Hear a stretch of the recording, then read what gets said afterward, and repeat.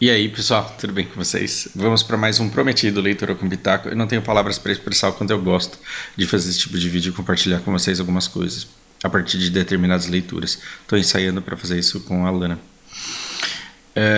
Hoje a gente vai falar sobre festividades, então nesse vídeo a gente vai falar sobre Dia de Ação de Graças e no próximo a gente vai falar sobre o Dia de St.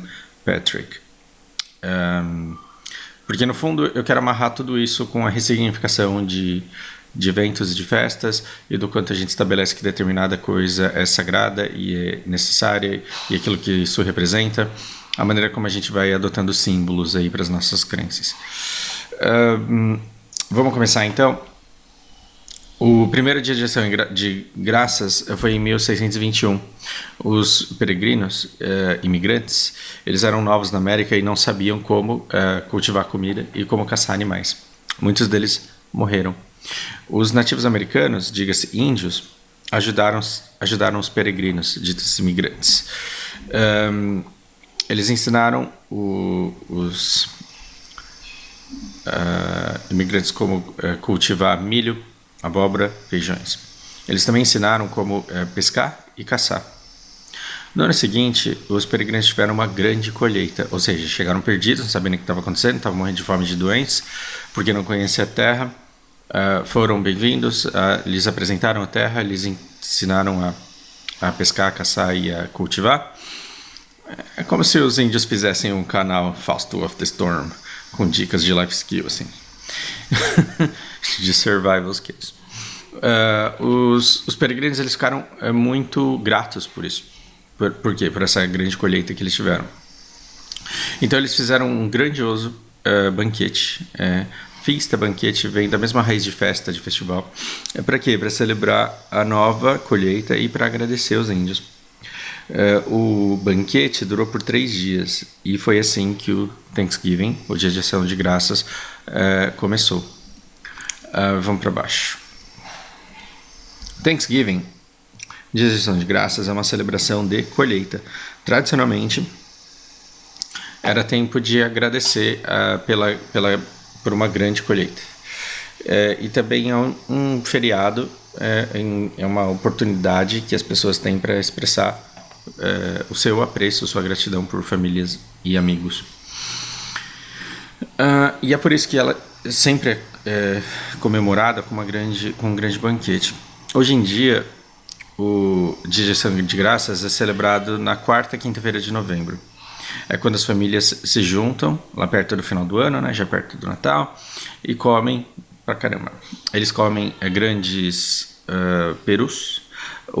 A brincadeira do país com o animal americano tem que fazer com a Turquia, porque turkey é peru e turkey também é Turquia.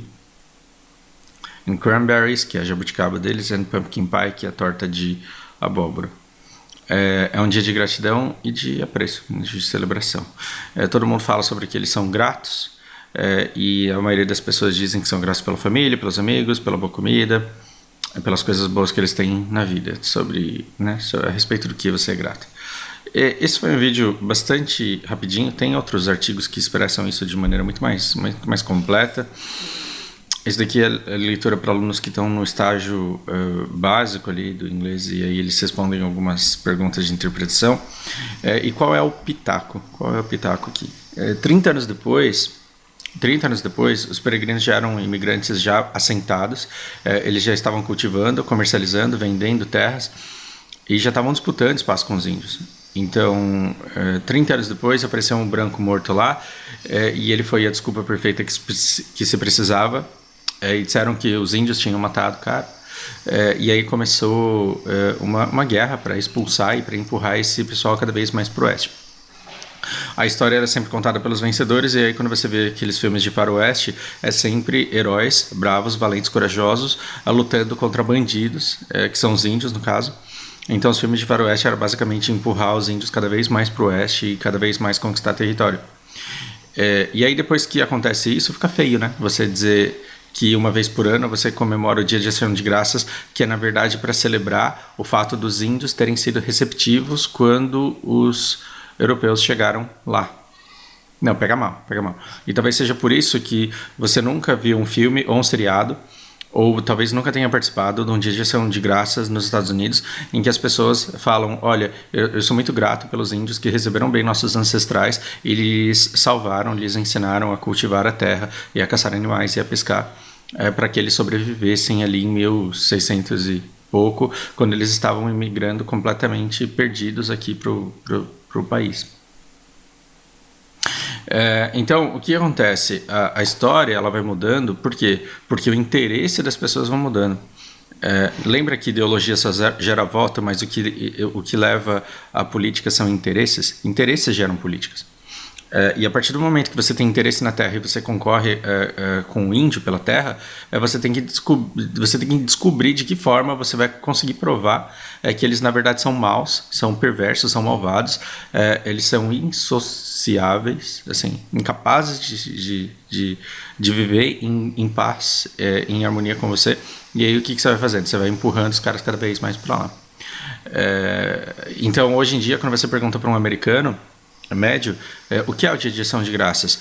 É um dia para expressar gratidão. Para quem? É um dia de expressar gratidão para Deus. É um feriado cristão, é um feriado religioso, em que você agradece a Deus pelas coisas boas que você tem na vida. Mas não era para agradecer o índio? Se você perguntar isso para ele, muito provavelmente ele vai dar uma vacilada e vai falar, não. Ação de graças é para agradecer a Deus, é um feriado cristão. Então o tempo vai passando e a gente vai ressignificando as coisas para se encaixar mais com a nossa narrativa, com os nossos interesses. Por que é que eu estou fazendo leitura com Pitaco sobre isso? Porque é engraçado, como quando a gente tem interesses concorrentes, a gente vai lá e dá uma maneira de encaixar uma retórica bonita na coisa. Né? Então, assim, a gente tem a mineradora, você tem a mineradora da Vale, e ela assim coloca lá, não estou vilanizando a coisa, não estou dizendo que não deva ter, mas ela tenta se alocar com todo respeito, com todas as limitações e com todas as restrições aos povos indígenas.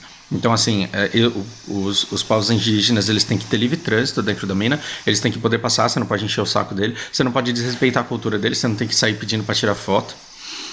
Se eles tentarem questionar você em relação a alguma coisa, você não deve entrar num embate, e você pode até acabar dando algum pertence seu para eles, caso eles queiram, e aí depois você vai reclamar com a Vale te ressarce de qualquer perda que você tiver ali. Tudo para quê? Para preservar um povo que já estava lá há muito tempo atrás. Mas isso incomoda, né? Isso sai caro para a Vale. Isso sai caro para as empresas, sai caro para as prefeituras. Você tem que dar assistência para as pessoas, porque afinal de contas você está tirando coisas que são da terra deles, você está tendo que deslocar eles para outros lugares. E aí quando você desrespeita todo um povo e fala assim, vai mais para lá porque agora eu preciso extrair aqui, o que existe? Existe uma manifestação do direito indígena pela terra dele. E aí quando essa massa indígena ela se levanta e diz, escuta, então mexer na nossa terra aqui, vocês podem por favor nos compensar de alguma forma, ou pelo menos ter respeito pela nossa terra? Aí você ouve um discurso que diz assim, não, você não tem que respeitar índio porque não tem índio, é tudo brasileiro. Então, não tem que respeitar índio porque é tudo brasileiro é a mesma coisa de você dizer nos Estados Unidos, no dia de ação de graças, que você não tem que respeitar índio que é tudo americano. Então vocês que não sabem se misturar com a gente aí, vão para lá. E no embate de forças que é desigual, porque o europeu que vinha com pólvora de fora, né, é muito bonito você ver um cara que é rápido no gatilho e que tem uma arma e que consegue dar 6 disparos em índios que estavam correndo com eles, que estavam correndo para cima deles com um machadinho. Então é fácil ser herói e é fácil ser bonzinho contra um povo que é tribal, canibal, e aí você dá o adjetivo que você quiser para o inimigo para demonizá-lo. Eu não quero eu não quero moldar o seu pensamento de forma a fazer você votar em mim ou votar num candidato que eu gosto. Eu não quero moldar o seu pensamento para tirar vantagem nenhuma de você. Eu só quero que você reflita a respeito do quanto festas, símbolos, eles são ressignificados o tempo inteiro para a conveniência de quem está contando a história. Então os mesmos caras que disseram, nossa, obrigado por você ter nos ensinado tudo isso, no ano seguinte eles tiveram uma maravilhosa colheita, e geralmente festivais, banquetes, eles acontecem depois de colheitas. E aí eles se tornam tradicionais. Eles se tornam tradicionais e você não consegue exterminar uma festa. Você não consegue exterminar um festival. Não dá para você chegar no Brasil e falar assim, a partir do ano que vem não tem mais carnaval. Você não consegue simplesmente eliminar uma celebração. O que você pode é invadir o Brasil e falar assim, vocês vão comemorar carnaval, mas na verdade carnaval é uma festa para esse Deus aqui. Aí o cara que está acostumado a sair para beber todo ano e pular carnaval todo ano, para ele tanto faz que Deus que ele vai comemorar e a quem e por quê e como foi que começou aquilo. Pergunta para os caras que pulam carnaval e que dedicam a vida deles a sair no desfile do carnaval, se eles sabem como foi e por que foi que o carnaval começou no Brasil. Talvez a grande maioria não saiba. Então você pode ressignificar uma festa. Você pode, por exemplo, dizer que o Dia de Ação de Graças é um feriado cristão e não um feriado de agricultores em agradecimento a índios. E você pode, por exemplo, ter tantos interesses na terra do índio ao ponto de ressignificá-lo. Ressignificá-lo no sentido de ele deixa de ser uma pessoa que já habitava aquele lugar muito antes de você, porque você tem cobre, porque você tem ouro, porque você tem outros minérios raros debaixo do solo onde ele pisa. Você fala, não, vai para lá porque você está impedindo o desenvolvimento do país. E aí quando você pensa numa compensação para essas pessoas, você fala, não, é tudo brasileiro, vai compensar por quê? Então, antes de você cair nessa retórica de Índia é bom, Índia é ruim, político é bom, político é ruim, determinada medida, você tem que estudar a medida, tem que tentar descobrir o que é que está de fato acontecendo e parar para pensar se isso de fato é justo. Temos acesso limpo, transparente a essa informação? Infelizmente não, porque estamos brigando na superfície. Estamos brigando para chegar à conclusão se existe índio ou se, afinal de contas, não é tudo brasileiro. Não é tudo povo brasileiro. O mundo não é simples, as coisas elas não são binárias. O mundo não é dividido entre bom e mal. Quando você se convence de que existe bom e mal, aí você fala que o mal é o índio porque teve um branco que morreu esse ano. Só pode ter sido do índio que matou. Aí quando você diz que determinada raça é culpada pelo que acontece, aí você cai no erro de achar que as pessoas que votam no candidato que você não gosta, elas devem ser exterminadas, porque afinal de contas é elas que estão impedindo o desenvolvimento do país. Quando na verdade são medidas, né, que deveriam ser tomadas. Sempre existe uma maneira de mediar a negociação para que ela aconteça de melhor maneira.